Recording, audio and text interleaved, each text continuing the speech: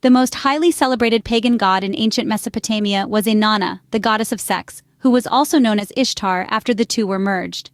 She was also known as the Queen of Heaven, Isis, and Semiramis. She was the goddess of sex, war, and justice. Then later on, she became to be known as Mary in Catholicism. This is the same Queen of Heaven they pray to. Some people actually believed this pagan goddess had the ability to change a person's gender. This belief of Ishtar Inanna's supposed ability to change a man into a woman is written in the words of Enheduanna.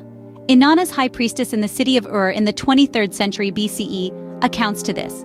Inanna writes, "To destroy, to create, to tear out, to establish are yours, Inanna. To turn a man into a woman and a woman into a man are yours, Inanna." 115-131. In fact, individuals living outside of the gender binary were heavily involved and associated with the cult of Inanna, and her cult members and priests were known for their androgyny and blurring or destroying the gender binary. The gender-blurring members of her cult have often been included in poems and dedications written for her, often with Inanna personally transforming the gender of her devotees. One such example is the Pilipili, a group of cultic performers in Inanna's Sumerian festivals. The name Pilipili is referenced within Passionate Inanna 80-90 in relation to an individual named Pilipili who is transformed by Inanna.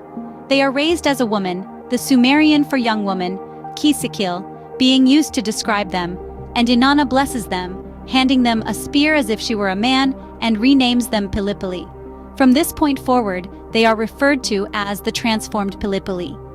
In Sumerian times, priests for Inanna, known as the Gala, were said to have been created by the god Enki to sing laments for her, one of their central roles in her temple. From the beginning of the Old Babylonian period, their role was heavily expanded, and mourning rites originally sung by women replaced over time by members of the Gala.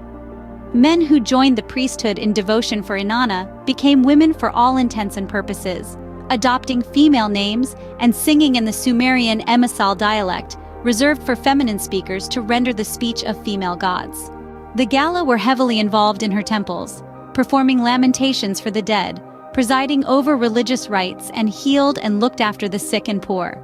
There were Gala who were cisgender women, and others who were married to men or women with children.